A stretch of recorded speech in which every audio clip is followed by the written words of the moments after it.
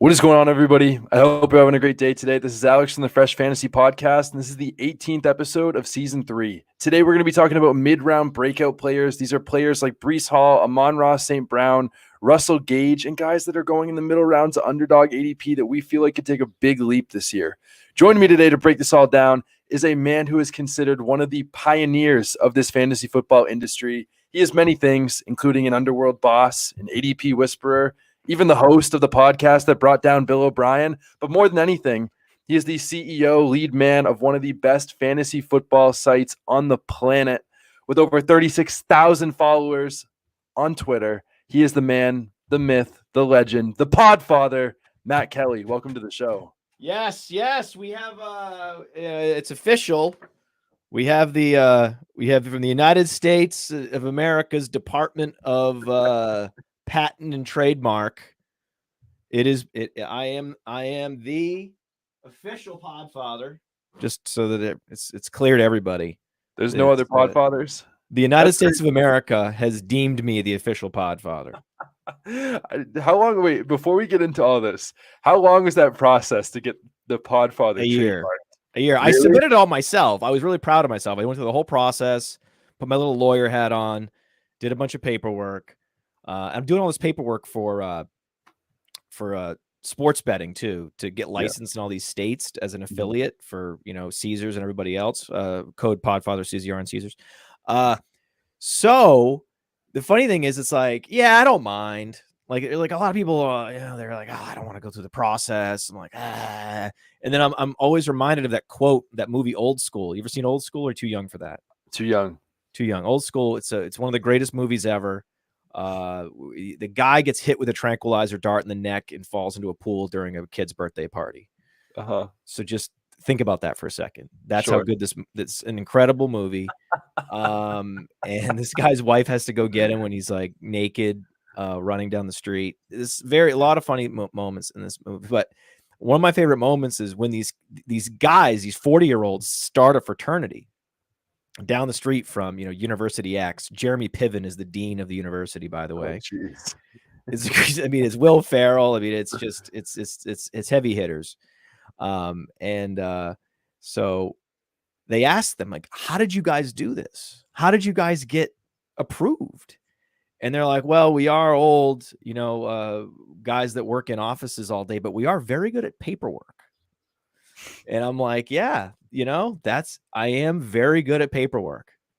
So I guess what's up with these guys? I don't know. Are they like 40? Yeah, they're just really good at paperwork. Yeah. I'll do it. I'll do the paperwork. That's so funny. That's how it all started.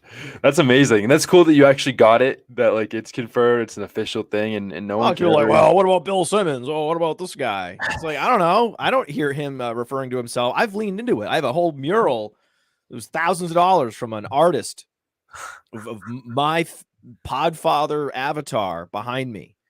Right? So I lean into it, man. I refer to myself in the third person. Did you hear Bill Simmons doing that? No. Right? So whatever. Maybe someone called him that at one point. He obviously didn't think it was an apropos name for him, a pseudonym. I did. I'm leaning into it. Fuck it, it's mine. Absolutely, as you should. And how about we lean into these breakout players today? I mean, these are players. Look at you with the segue. Look at you, Alex. Hey, we're trying to go a little mall cop, bringing out our segues and everything right into the episode. But we'll start with you today for breakout players, guys that we think could take a leap this year. We will start with your first guy. Who is it? Well, I wanted you to go first, actually. Okay, I'll go first. Yeah. Why don't you go first? Because there's a guy that you're going to talk about, and then I'm going to talk about the guy that I think is sort of similar to him. Okay. And then maybe I'll throw in another breakout player, because there's another guy on that team that I also want to talk about. But then I also want to talk about something. So why don't you go first? Why don't I drive the show? I'm the host. Who's your favorite number one breakout player for 2022, Alex? My favorite breakout player for 2021 is Courtland Sutton. And I think that Courtland Sutton is a breakout player for me for a lot of reasons. And I think it starts with the fact that, Cecil Lammey, who's a beat reporter for the Denver Broncos, came out and said that Courtland Sutton is Russell Wilson's guy. It's not Jerry Jeudy. It's not Albert O. It's not Greg Dulcich or Javonte Williams, it's Cortland Sutton. He's the guy. And Cortland Sutton last year showed that with quarterback play, if he had good quarterback play, he would have done really well. I mean, he had 1534 for air yards and was the wide receiver 42, where DK Metcalf with Russell Wilson had 1,605 air yards, and he was the wide receiver 10. Cortland Sutton is also the second year coming off an ACL, and Dwayne McFarland came out with a stat that for wide receiver ones, that breakout wide receiver ones, 52% of those guys had a wide receiver 2 season on their resumes. Cortland Sutton has a wide receiver 2 season on their resumes. And we've seen these new players with playmakers, like when Josh Allen and Diggs started working together, when Matthew Stafford went to the Rams, how much he elevated Odell Beckham, Robert Woods, playmakers, elevate the quarterbacks. Cooper Kupp, look at Cooper Kupp with Stafford in their first year together. Exactly. Cooper Kupp, imagine Cortland broke Sutton. all the records. Exactly. Imagine what's going to happen this year with Cortland Sutton. I think that he is going to be very good. I think the quarterback play is going to be huge. How do you feel about Cortland Sutton? Do you have him over Judy? I just tweeted about him. I said, pornography warning. Pornography warning. The most underrated, underviewed video on all of YouTube is the Cortland Sutton 2019 highlight reel. Wow. It is spectacular. It is amazing. Like, I'm not a big highlight reel guy. Like, I'm a metrics guy. Like, I want the stats, right? I don't want to watch the film. That's not, we've had film versus metrics wars, and I'm on team metrics. But when it comes to Cortland Sutton, whose metrics are already great, like you mentioned it, he had a year with 1,500 plus air yards. Like, that's DK Metcalf level air yards. He just didn't have the touchdowns that year because he was on the Denver Broncos team led by Joe Flacco and Drew Lock. So he still put up 15 plus yards per reception in that season. And 1,100 yards for him healthy is the bare minimum. That's what he did in 2019. You said he was a wide receiver 2 in fantasy. He was. That's the bare minimum. And this guy, he's some combination of like Alshon Jeffrey, Kenny Galladay, DK Metcalf. He's this proper X receiver. But on Player Profiler, we also have their workout metrics. And what's interesting is there are very few players that can post a sub 11.0 agility score, which is the 3-cone drill and the 20-yard shuttle combined together. He posted a 1068 agility score, which is the best agility score by a big receiver in the history of the metric. Like that score is typically like Julian Edelman and like gadget guys, not 6'3", 220-pound monsters. He was a monster producer at SMU. And that season with Flacco and Locke, 1,100 plus yards with Flacco and Locke. Go back and watch the highlight and go watch how many contested catches he had to diving, completely horizontal between 2 defenders in the end zone. Amazing. He's amazing. With Russell Wilson, he's arguably a more refined version of DK Metcalf, someone who's actually more versatile than DK Metcalf. And he's not as explosive, so he's not going to give you quite as many sort of big air yard weeks, but he should outproduce DK Metcalf. You have a similar skill set. One guy is Russell Wilson. The other guy has some combination of Drew Lock. I mean, I just love the parallels that now DK Metcalf has Drew Lock and Geno Smith. And then it's Cortland Sutton, where it's like one of these body switching movies. Remember the body switching movies from the 80s? Oh yeah. My daughter's always watching some movie where the 2 girls switch bodies, right? And now all of a sudden, like, and then she has to figure out like why her dad's marrying this woman, right? And try to break up the marriage or whatever. Exactly. Right? This is what's going on. It's like a total, it's like, hey, or like house swap, right? Yep. Where it's like, hey, your house, wait, this isn't my house. This house, what the fuck? Right? Nothing works. Everything's breaking. Right? I can't sleep. There's trains going by. Right? And DK Metcalf's like, I want to go back to my old house. Right? This place sucks. And then Cortland Sutton's like got his feet up. He's like, this is great. Big screen TV, Russell Wilson. That's so funny, but that's exactly how it is now. Yes. Again, we just talked about it with the air yards and the finishes. Like, quarterback play matters. Drew Lock is the owner of this new house that DK Metcalf does not want to be in. He does not want to be in there. Geno Smith is in the lawn, like watering it right now. It's just not good. Not exactly. Also like all patchy. It's no good. Yeah. No good. There's no good. Yeah. And the best part is, look at the division. Look at this division. So whenever someone gives me a player like, oh, Mike Williams, I'm like, I love Mike Williams. Like, why do you love Mike Williams? AFC West, right? So whenever you put an AFC West player in front of me, I'm almost always going to like them, because you go to every team's schedule. And the beauty of going to every team's schedule that's in the AFC West is every team in the AFC West is playing 2 teams, 3 teams, 4 teams, 5 teams. They're playing 7 games in the AFC West. So every AFC West team has to play 7 other AFC West teams. Yeah. And that division just gained. Let's go down who they gained. This division has gained Devontae Adams. This division has gained Russell Wilson, right? So this is just going to be the greatest shootout division. And then they cross against top divisions on the NFC side. So go check out the Chargers schedule. Go check out the Denver Broncos schedule. It's ridiculous. They're amazing. So you're going to have a large number of shootouts. You're like, oh, well, they might have to run. They're going to, and they brought back Melvin Gordon. They're going to run the ball. It's like, no, what do you mean? How are they going to run the ball? Literally. This is not like the only way you run the ball at a high rate. If you're one of these versatile sort of well-balanced teams, is if you're the 2021 Cowboys and you're up 10, your schedule is the easiest cakewalk ever. And then your defense is also leading the league in turnovers.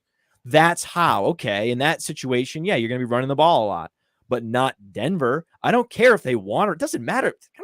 Maybe they want to run the ball, maybe they don't. Okay, I don't care. Look at this. Look at their playoff schedule.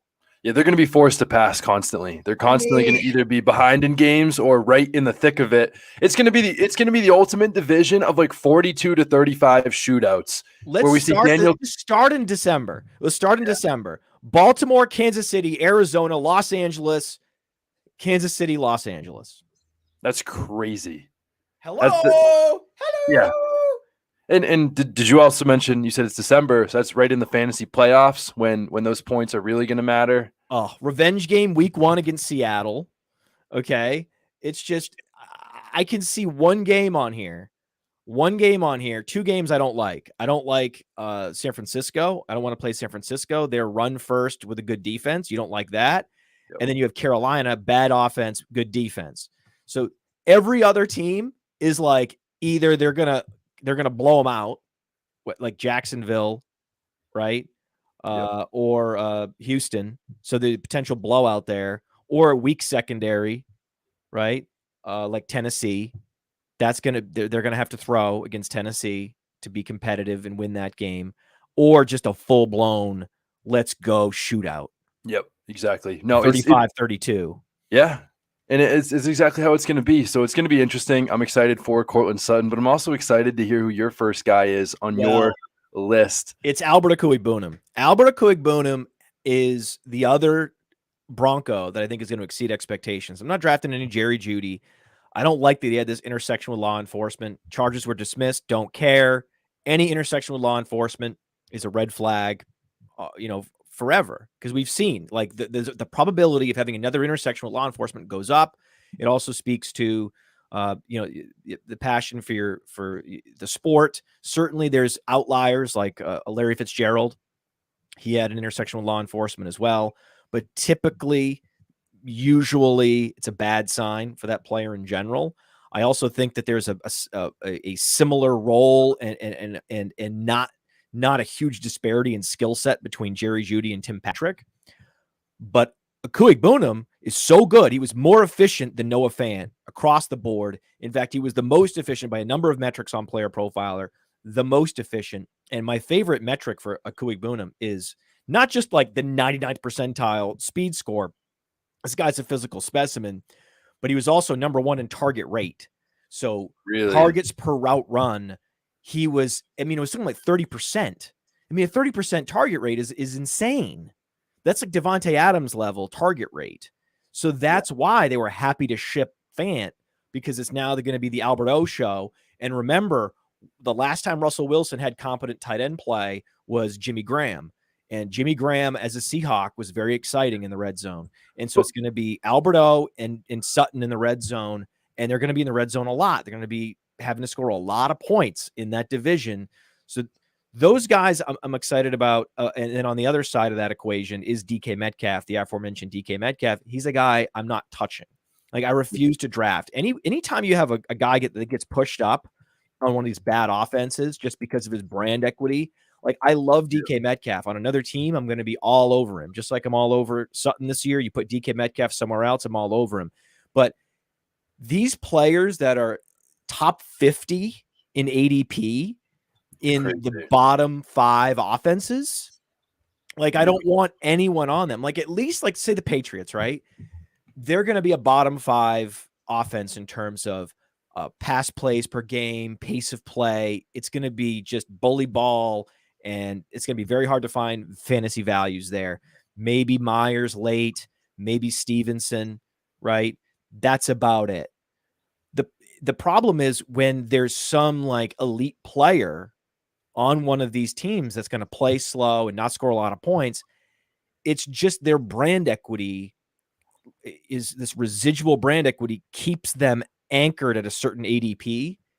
And it takes months. Like, it's going to be months, like maybe August, when DK Metcalf's ADP finally goes into the 50s. Yep. Yeah, it's going to be a while. It's crazy that it's still as high as it is. I mean, that's. I like him, man. He's a sexy player. He's a sexy man. But that's the game that we play. Where people, dude. You know what? I'm glad you clarified, because there will be people listening to this podcast that are like, "Why do you hate DK Metcalf? He's a great player. We saw it last year." I love DK. I don't hate players. I hate ADPs. Yeah, exactly. Geno Smith is not carrying DK Metcalf to the promised land. It's what are not you doing? happening. You're going to win your league with DK. Yeah. Like, put it this way. Think about it the other way. What players are out there in drafts that can run me over? Yep. Like, what players could kill me?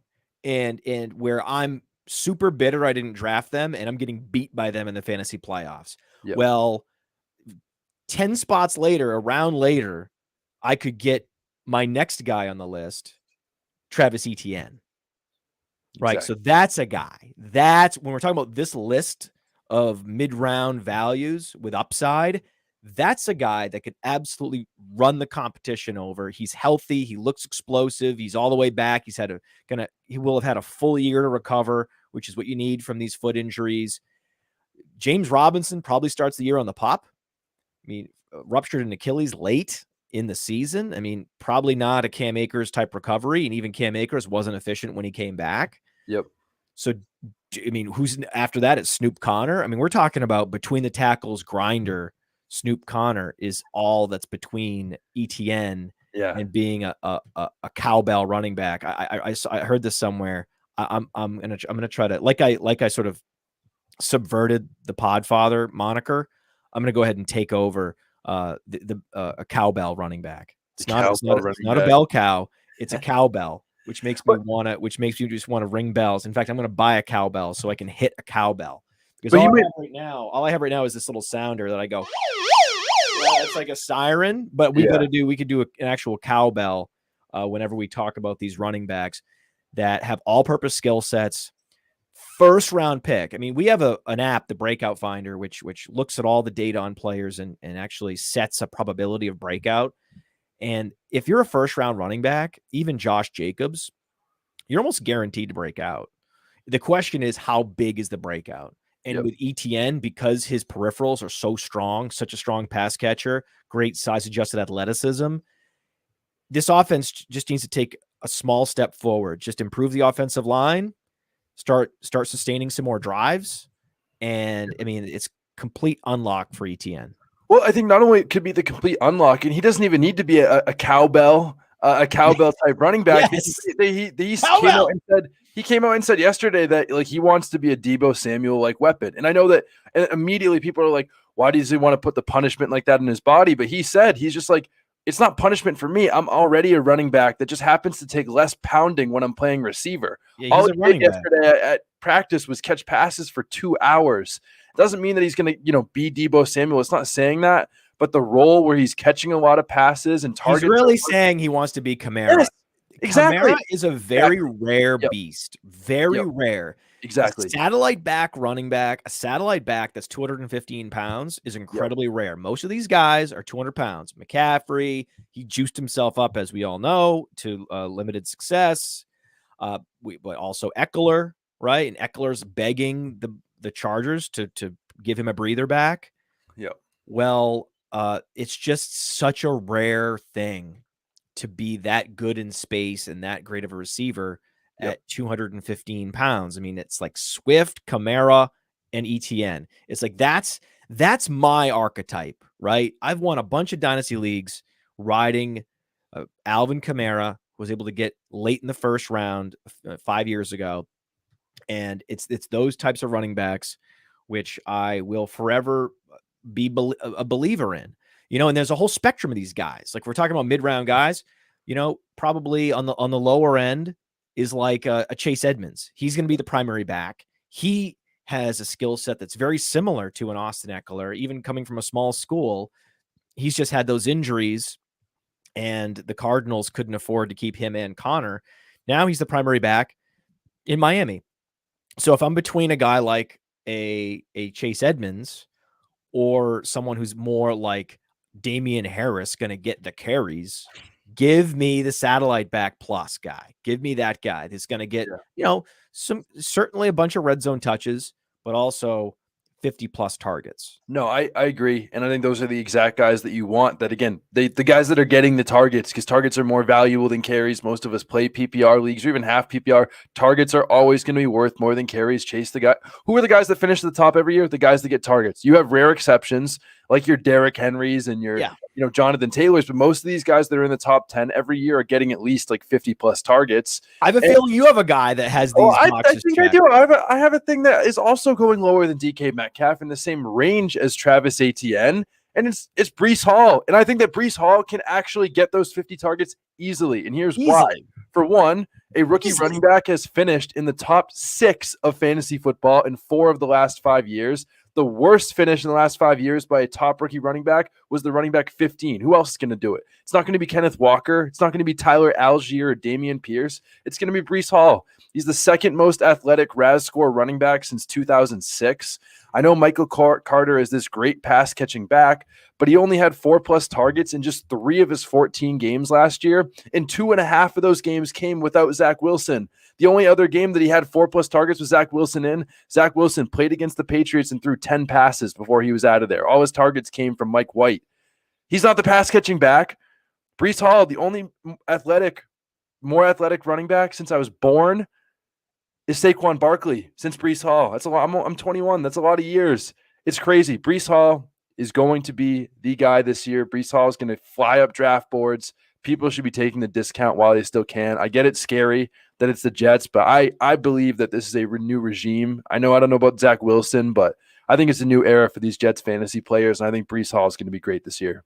Yeah, I mean, it's he's one of the best running back prospects of all time. He compares to the best list of comps I've ever seen. So his comps are Jonathan Taylor, Saquon Barkley, LaDainian Tomlinson, Herschel Walker. Those are his top 4 comps. Yep. Right. I mean, is like the 5th comp is Cam Akers, which is great. Like, it's just you go down the board. The Rams, by the way, are last in the league in targets to running backs the last 3 years. So, Cam Akers may underperform this year just based on the fact that there's so many receiver weapons there in Los Angeles, and he probably isn't going to get the full workload. So because of that, I can see not drafting a Cam Akers. And I know that, we talked about, 4th round running backs. He's one of those 4th round running backs where I'm probably not going running back in the 4th round. I'm not drafting James Conner. I'm not drafting Ezekiel Elliott. I'm not drafting David Montgomery. I'm not drafting players that aren't catching volume targets Yep. or are not in the David Montgomery thing is wild. Like the Bears offense, you have a guy that's not explosive in the Bears offense, and he's not necessarily a big target magnet. Okay. But I mean, there's some of these guys, side. it's crazy that they don't have the upside. If you don't have the explosiveness like an ETN has and like Brees Hall has, you're suddenly limiting your ceiling. And then all of a sudden you're now sharing a backfield, like Zeke sharing a backfield with Tony Pollard. And, it's just, I don't get the case for why go with some of these running backs that we know fourth round running backs are like the worst historically. There is a case for guys like, and they're not for everybody, but I think David Montgomery does have a special case here. And since 2000, once again, 98%, Matt, 98% of running backs that have averaged at least 19 touches a game finished as a top 10 running back in fantasy football. 98%. Mm-hmm. So if David Montgomery, who has averaged right around that the last couple of years, gets that once again, and he gets somewhere over 300 touches, he's almost guaranteed to be a top 10 running back in fantasy football this year. And I know the offense is terrible. I don't think he is, because in the context of the offense, it would be like using like DK Metcalf's trends. Yeah. DK Metcalf's a top 10 wide receiver of all time in terms of production, receiving yards up to age 24. If you're using that graph, irrespective of context, you would be like, oh my God, DK Metcalf's a smash. Same thing is true with David Montgomery. This is not going to be this is going to be a bad offense. And there's a reason why he only had 7 total touchdowns last year. The efficiency went down. The receiving production went down. He didn't have that incredible stretch in the second half of 2020 where he was just going against demoralized defense after demoralized defense. And that juiced up that outcome, which has reverberated even now. It's driving his ADP. I mean, it's down now on Underdog outside the top 50 finally.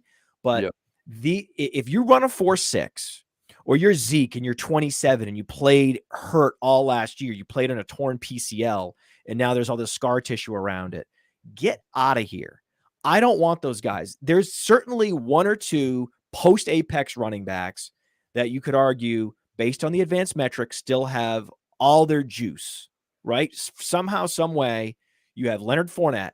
Even if he doesn't have all of his juice, at least Leonard Fournette is in the best possible offense for fantasy football. Agree. Right? And he's going to be, and there's no more Ronald Jones. So that's the context around Leonard Fournette. Okay. And Leonard Fournette's not quite as efficient. Is he going to be top 5 in targets? Yes. Is he going to be top 5 in fantasy points? Probably. So yeah, I'm all over that post Apex guy, but you got to pay, second round capital. I'm happy to draft him in the second round is a much better use of fantasy capital than, going receiver in the second round, taking a chance on one of these guys in an uncertain situation, whether it be Devontae Adams, whether it be Tyreek Hill. There's all this uncertainty with the wide receivers in the second round. I say go running back in the second round and pound receiver in round 4. When you look at your drafts and you see drafts where you went running back in round 2, whether it be Swift, like you love Swift, or Aaron Jones or Fournette, or even Saquon, like in early round 3 now. And then you go receiver in round 4 and you flip the script and you go receiver in round 2 and then running back in round 4. You're like, oh my God, suddenly I went from super explosive box stuffing stud like Saquon Barkley, or a guy in the pinnacle situation like Fournette, right?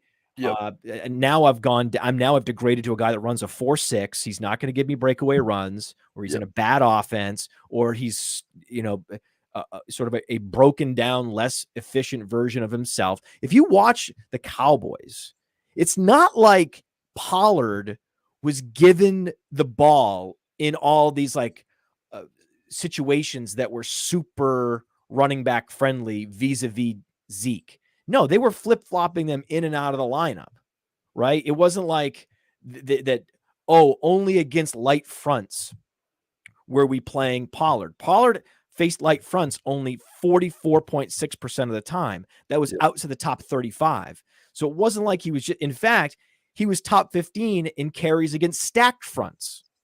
So it wasn't a situation in Dallas where Pollard was getting all the easy carries and the easy touches. and Zeke was doing all the heavy lifting. No, I watched a lot of Cowboys games last year, and they were just interchangeable. And one guy was super efficient, and the other guy wasn't. Meanwhile, Pollard's ADP, and Pollard's on my list, by the way. So as we transition into Pollard, he's going at slot 90, right? And if I'm between Pollard and a guy like Aaron Jones, their roles aren't that different. And yet their ADPs are vastly different and their team situations are vastly different. The Cowboys ran super fast while being up big because of all the turnovers and the weak schedule.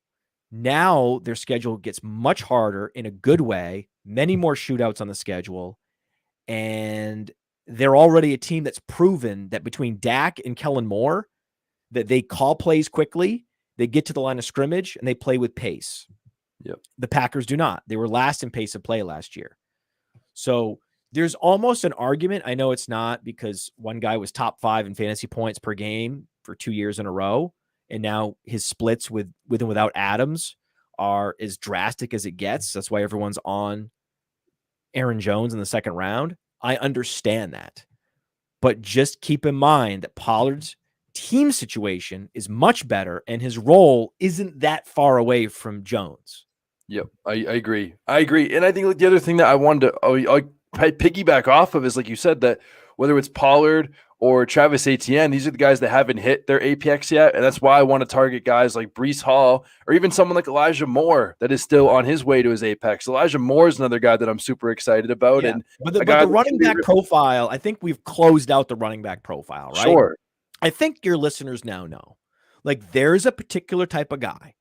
Right? He's Pollard, right? He's, again, the spectrum is like from Chase Edmonds over here to Breece Hall, Etienne on the other end of the spectrum. All those guys in between, those are the guys to target.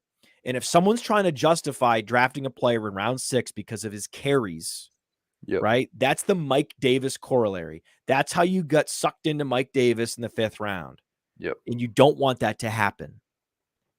100%. That's exactly what you don't want to happen. That's exactly why you just go for someone like Elijah Moore in the 5th or 6th round instead. I mean, Elijah Moore as a rookie commanded an 18.6% target share, 20% of the red zone. Pollard's my second running back. If I go Swift in the 2nd round and then Pollard in round 8 or 9, I'm happy, because think about the receivers I got in between. I have Sutton. I have Elijah Moore. I might have started with Justin Jefferson, for Christ's sake, or maybe, probably not if you're going to get Swift, but you could start Justin Jefferson, Leonard Fournette. I've started multiple drafts, Jefferson, Fournette. How happy was I with that start? Exactly. And then I pounded receiver. Exactly. But let's go back to Elijah Moore for a second, though. I don't think people realize how great this guy is. I mean, not only was he that, according to this really cool site called Player Profiler, he was 9th in route run win rate last year, and reception perception, charting how well he beats man zone and press. He was top 30% all time as a rookie, 81st percentile in beating man coverage, which Matt Harmon said himself.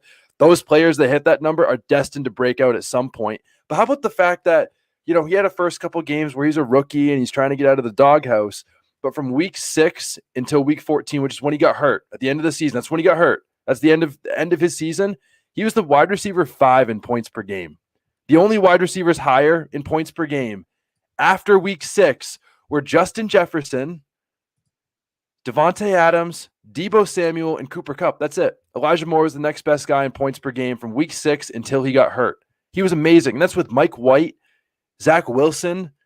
And you would also argue, Matt, that even though it might not be much, Zach Wilson, and even if it's Mike White, are going to improve going into their next year. Oh, I want Zach Wilson. Do you realize the stacking you can do if you're on a best ball platform like Underdog, like Code Underworld? You could always have a backdoor stack, even if it's not your intention. You can it's the easiest backdoor stack in the world, where you have some rushing upside, you have some breakout upside for Wilson. And you can also draft either Moore or Garrett Wilson. Exactly. It's too easy, dude. 100%. And those are the guys. Even Breece Hall is very stackable in best ball with Wilson, because there's going to be a lot of catches.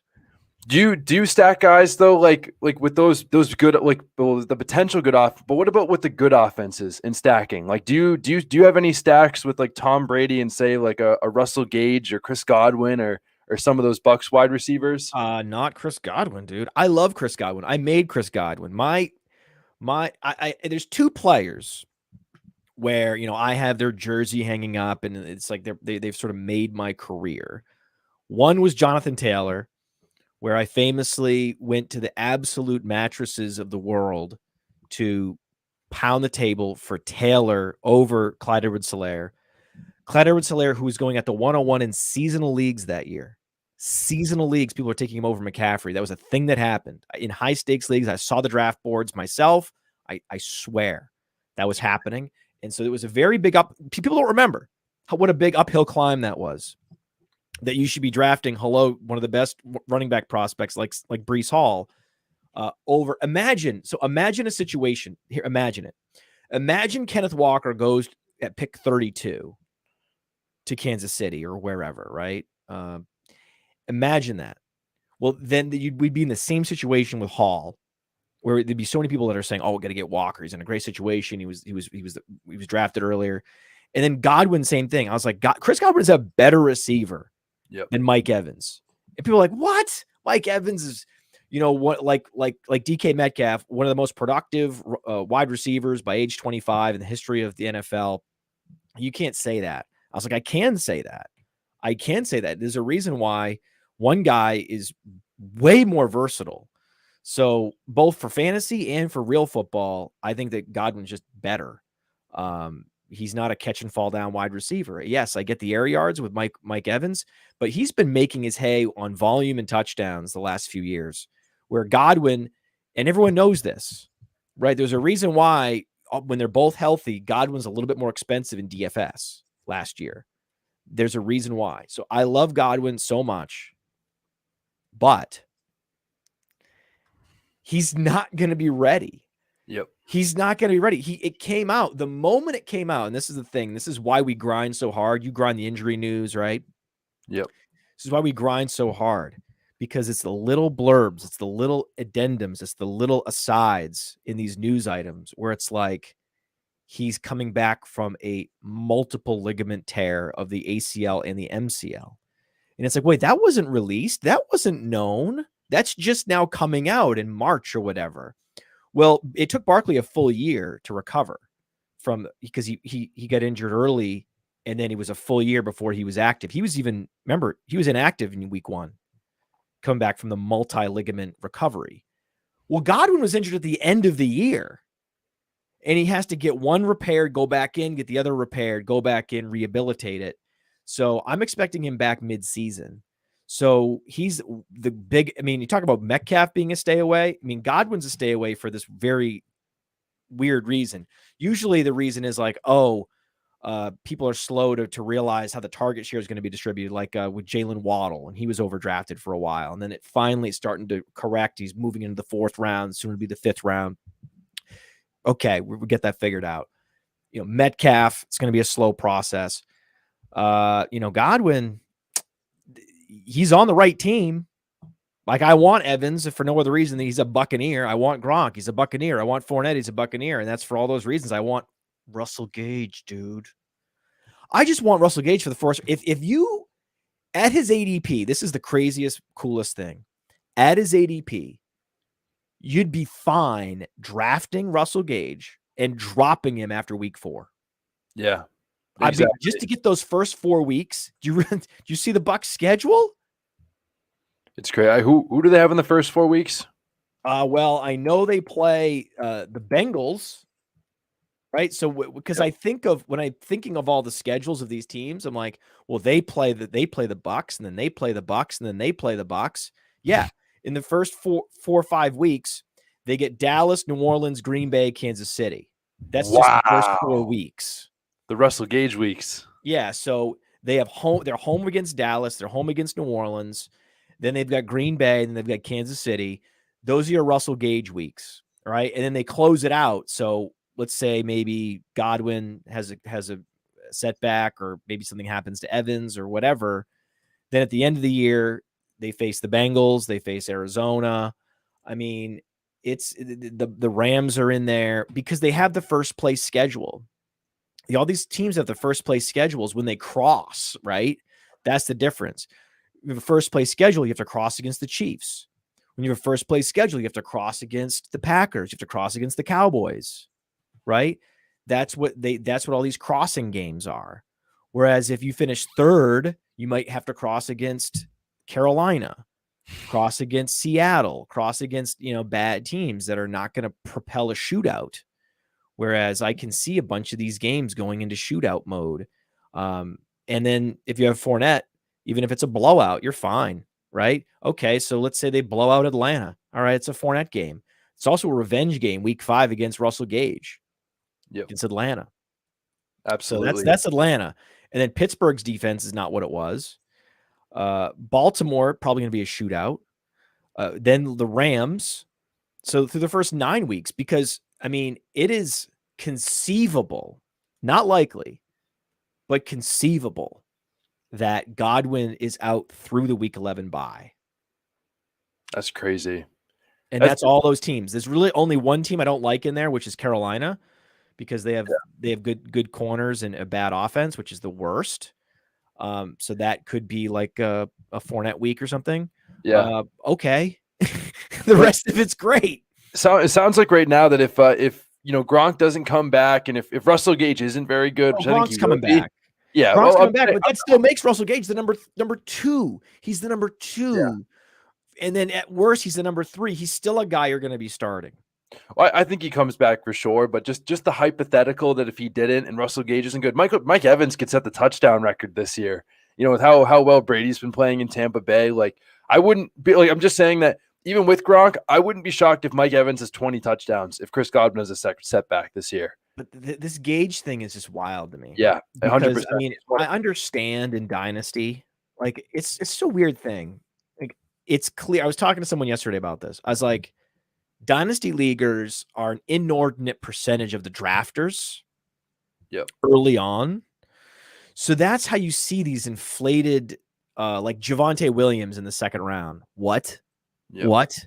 Post Melvin Gordon signing, that's not happening, man. How could you possibly draft him over Fournette? That doesn't make any sense. Now they're finally passing each other, 2 ships in the night, right? And then you have also those same people don't want Russell Gage because they're like, well, his long-term upside isn't that great. He's not that fast. He's small. He's a wide receiver 2, prototype, maybe 3. Okay. Yeah. Longer term, Russell Gage is probably, a sell in Dynasty, as of October, but not before, bro. Not before. And you're going to have a lot of seasonal leaguers come in that are much more situational focused and understand the context of these team situations and the opportunity in front of these guys in 2022 only. And Russell Gage's ADP is already up 17 spots. That's crazy. In the last couple weeks on Underdog. It's only going to rise the more it's that we going hear. Even higher. And as Chris Godwin news comes out and people actually realize that he's not coming back week 1, like so many people tend to believe, but let's take the dip, buy the dip, as they say, on Russell Gage for the moment. But let's real quick, before we get on to our final wide receivers, how about the quarterbacks?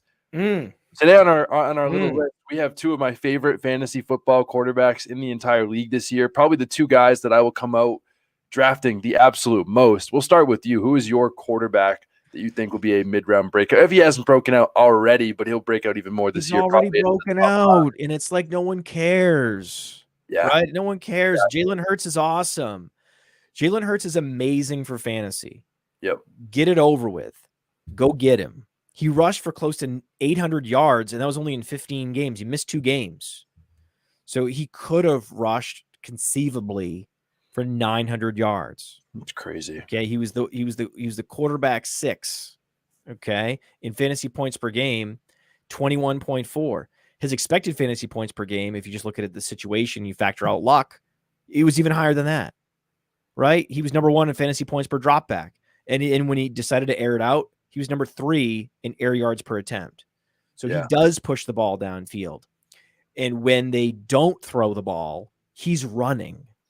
So this is exactly what you want, right? He's like a discount Lamar Jackson, but arguably better. I mean, his receivers are better. He's got A.J. Brown and Devontae Smith and Dallas Goedert. He's got incredible receivers for the red zone, especially. So the passing touchdowns are going to go up. And it's just he was number 7 in money throws with only 430 attempts. So if you're number 7 in money throws, but you're number 21 in attempts, what does that mean? You're probably pretty good. And then you can also run the ball whenever you need to and sustain drives. Hell yeah. But hell yeah. But how about the fact that not even that like who I love it when both of our voices go up an octave. It's the best. Exactly. Yeah, but how about but Jalen Hurts, like my voice is going up. He was literally the leader in the NFL in QB1 fantasy performances. That's what you want every week. Your guy to finish in the top 12. It wasn't Patrick Mahomes. It wasn't Justin Herbert. It wasn't Tom Brady. Heck, it wasn't Josh Allen or Kyler Murray. And you don't have to stack him. The only argument against him is the stacking options stink, and that's true. Yeah, that's true. Fair. I don't want A.J. Brown. I don't want Devontae Smith. Why don't I want those guys?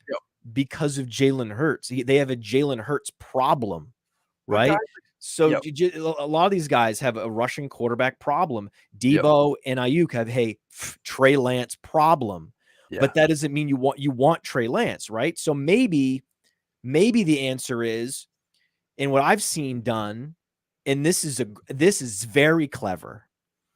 This is a very clever move, which is to leverage the Alfred Morris corollary, to know that if Robert Griffin is back there, then Alfred Morris, who doesn't even have athleticism at all, is going to be an efficient running back because he's freezing linebackers and opening up wider running lanes for Morris. Well, that's Miles Sanders. So what you can do is you could stack a Trey Lance with like a Tyrion Davis-Price. You can stack a Jalen Hurts with a Miles Sanders, knowing they are going to get some catches. And then it's going to be between these two guys who's going to get the red zone carries. And they have breakaway run potential, big time breakaway run potential, especially for Miles Sanders. He's going to have more than 0 touchdowns. He's another guy that fits that Pollard, right? It's just if you're looking at, hey, I have a type, Miles Sanders is my type. And I'm very comfortable not stacking Hurts with a wide receiver or tight end, and just maybe saying my stack is more about betting on the Eagles offense. Yeah. Right. And I may not, the public is just not aware enough about what it means to A.J. Brown and Devontae Smith. Just like that's like the Debo ADP is not right. So there are still values on these teams. Typically, it's either take the quarterback naked or stack him with a value running back. Mitchell's not really a value, but Sanders is. Tyrion Davis-Price certainly is.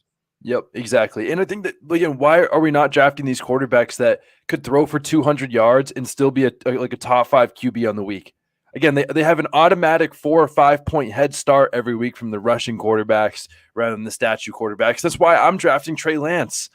Trey Lance is the exact same as Jalen Hurts, where I gave the stat about Jalen Hurts all year last year, and people have heard me say this a million times, but I have to hammer it home that, since 2011 going into last year, 19 out of 22 quarterbacks with 4.5 rush attempts per game were top 8 QBs in points per game. Every time quarterbacks had a high rush attempts, they were always top 8 quarterbacks in points per game. The only 3 quarterbacks, Matt, to not be top 8 in points per game as the starter, 2012 Tim Tebow, 2014 Colin Kaepernick, 2020 Cam Newton. That is it. And then you come in with the fact that Jalen Hurts has great weapons. Trey Lance is Jalen Hurts on steroids. Like Jalen Hurts was throwing to Greg Ward and Jalen Reagor. Those were 2 of his top 5 target getters. And now you give Trey Lance, hopefully Debo, Kittle, Ayuk, Danny Gray, another great offensive line. The fact that in that small sample size last year where Trey Lance was starting, he had 10.3 rush attempts per game and scored at least 15 fantasy points every single time he started. Oh, wait, does that sound familiar? Does that sound like Jalen Hurts, where he was producing at least 15 points like every single week he was starting? Exactly. Stop fading him. He's going outside the top 12 QBs. It's insane. Trey Lance, I think, could legitimately be the quarterback 1 this year. Like, I think that's not out of the range of possibilities. And the fact that you can get that late in draft is crazy. We've seen it 3 years in a row now where 2019 Lamar Jackson, 2020 Kyler Murray, 2021 Jalen Hurts.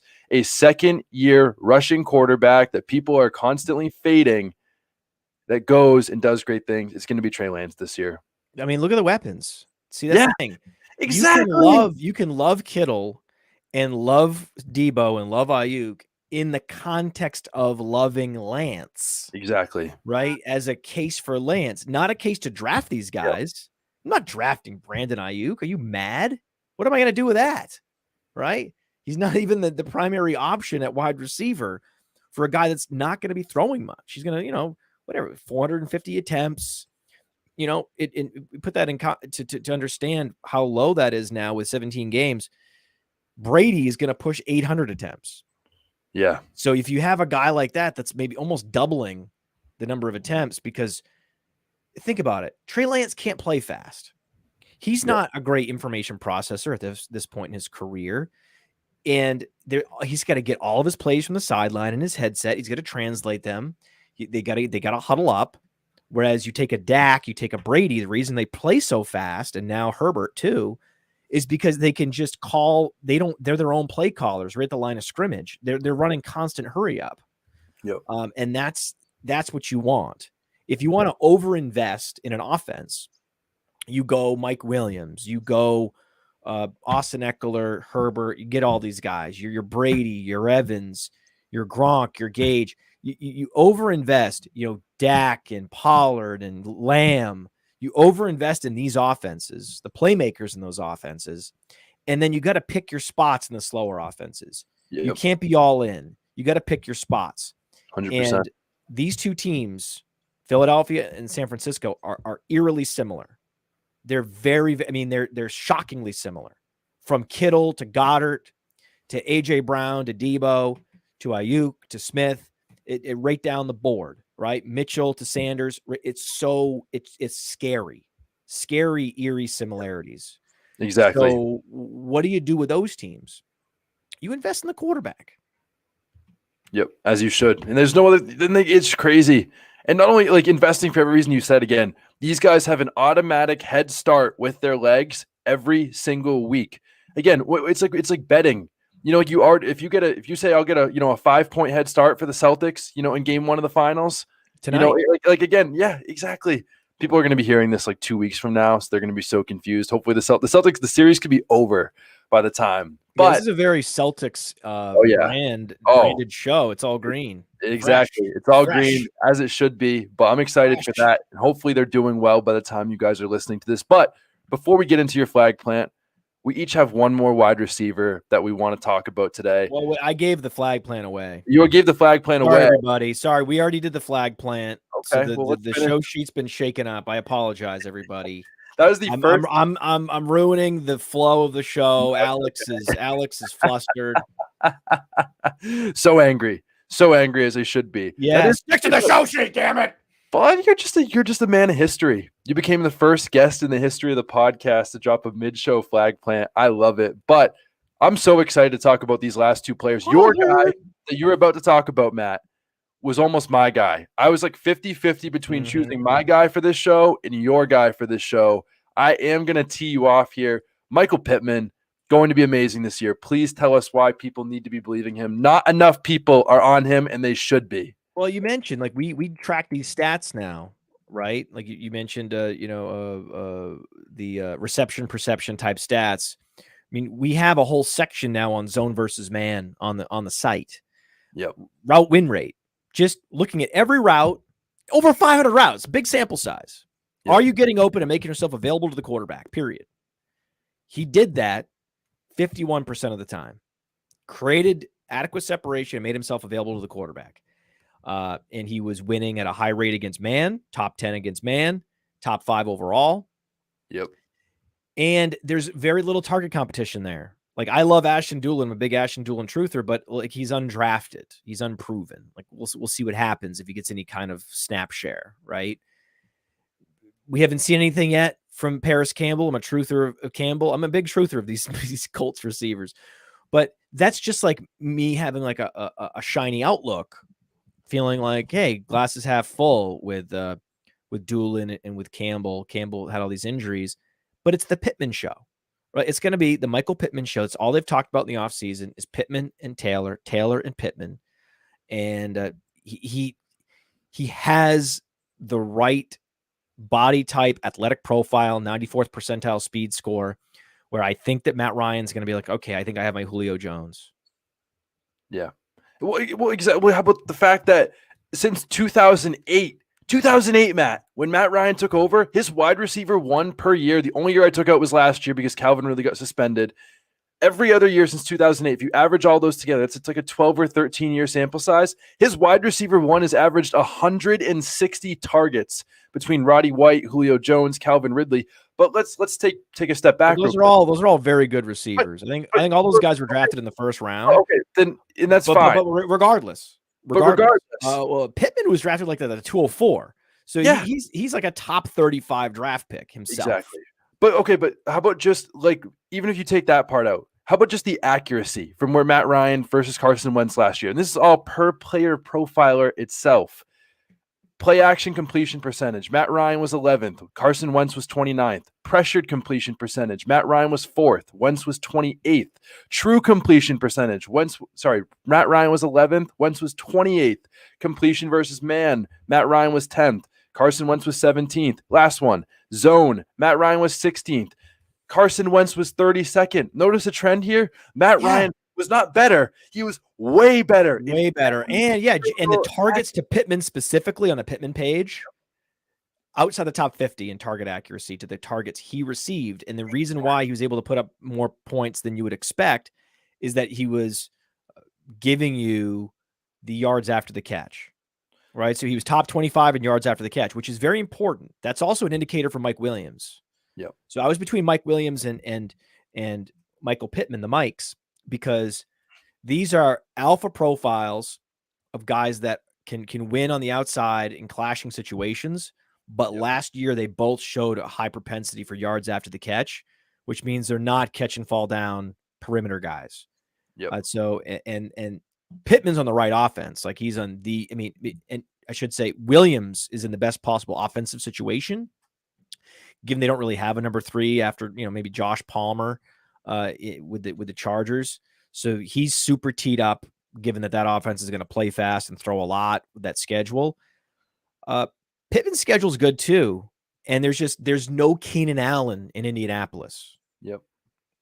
Exactly. But the other part of that is like I also want to add on to is the fact that like Michael Pittman last year with the dumpster fire that was Carson Wentz in the super run heavy offense was the wide receiver 17.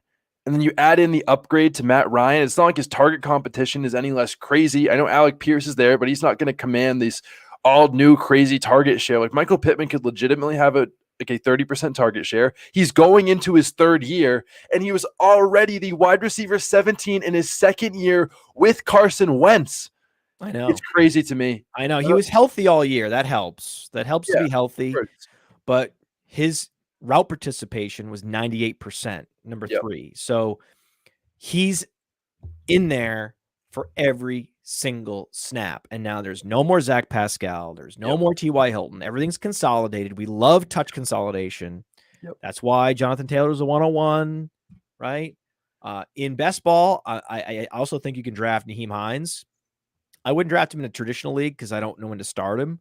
But he's going to have weeks. Hines is going to have weeks. He's going to be split out wide. There's going to be some comeback mode where Hines has big weeks. That's about it. Take a flyer on Campbell late. But yeah, teams upgrade their quarterback. I mean, this isn't quite Stafford to the Rams level upgrade, but it's a big deal.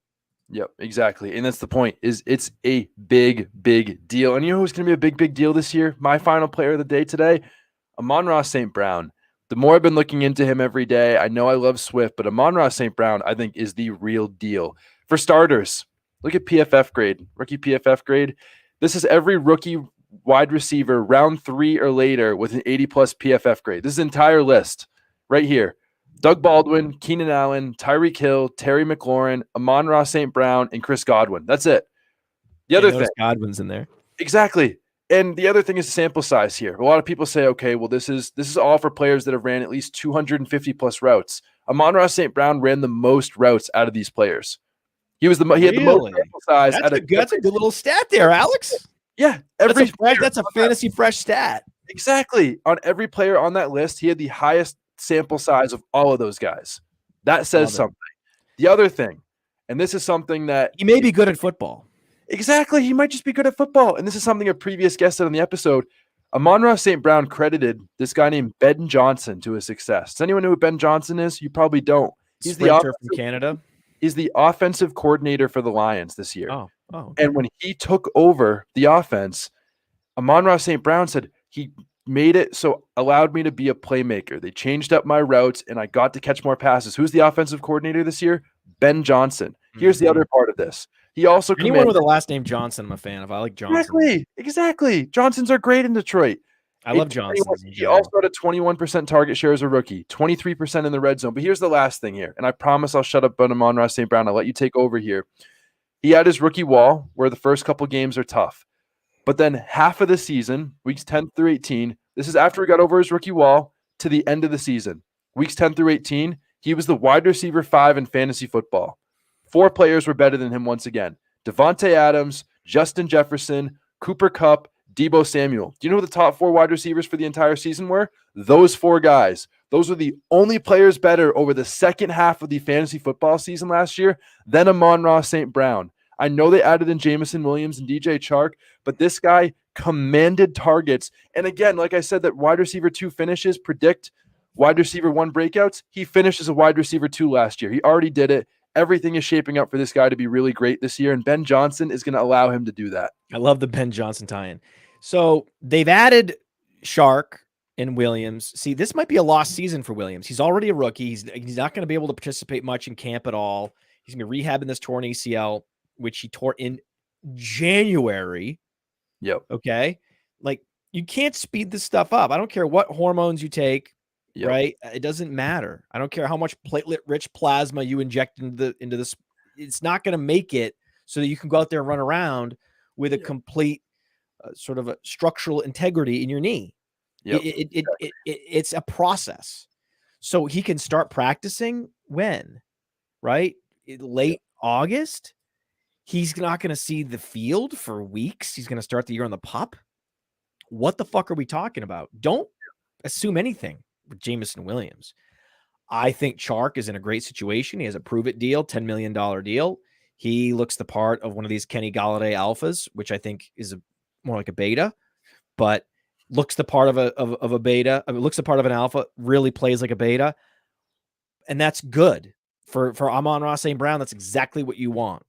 That's exactly what you want to be, the Marvin Jones to Kenny Golladay in that offense, because this is the other important thing for Superflex. Jared Goff is like the best value. Think about the weaponry. You've got Hawkinson, who was top 3 by a lot of metrics, and he has a lot of indicators that this is the year. This is like, could be his Mark Andrews breakout year. Swift could be the number 1 running back in fantasy. Offensive line upgrades, right? I mean, it's all happening. This is a team that's building the right way. Yep. And when you're like, well, you don't like bad teams. And I'm like, well, here's the thing.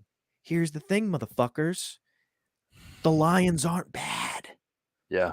The Lions are good. Yep. That's the secret. That's why you go to Caesars and you put a bet on the Lions to win more than 6 games. Worst case, you push at 6. Yep. Their season-long wins over under 6-0. Hell yeah, I figured it'd be 7. People know. The word is out. Yep. This team is building the right way, and it is the most underrated offense in the league. Yep. And in Superflex in particular, you always want to go grab the quarterback on what is the most underrated offense. And those are probably the top 5 most underrated offenses are probably, we talked about already, the Eagles, the Vikings. Who's a value in Superflex every year? Freaking Kirk Cousins. Know what I mean? So, I mean, the Broncos we've talked about already. Russell Wilson, he's a value in Superflex. And then as you get down the board, you always want to get a quality, reliable QB3 in Superflex in 2 quarterback leagues. And that guy's Jared Goff for me this year. Love that. I love that. I love that. This offense, like you said, is so underrated. I think they're going to surprise a lot of people. They got a lot of good players, a lot of good coaches, and they're going to be on Hard Knocks. I can't wait for Hard Knocks. How soon? The bigger question is, how soon until they win this division? Oh, I don't know about that. Everyone says that. Everyone says it, but it's not that far away. I don't know. It's probably not that far away, but I don't know. I think they're going to need a quarterback, a real quarter. Jared Goff is absolutely a value. He's absolutely underrated, I think, in terms of like how people view him. But I don't know if he's been to the Super Bowl. He's been a division winner before. Who knows? But I like that take. And listen. If Jared Goff has massive improvement this year, then guess what? They're poised with Jared Goff. If he doesn't, if he's just if he's responsible for them finishing like we talked about 6-11, and you push that bet, right? Okay.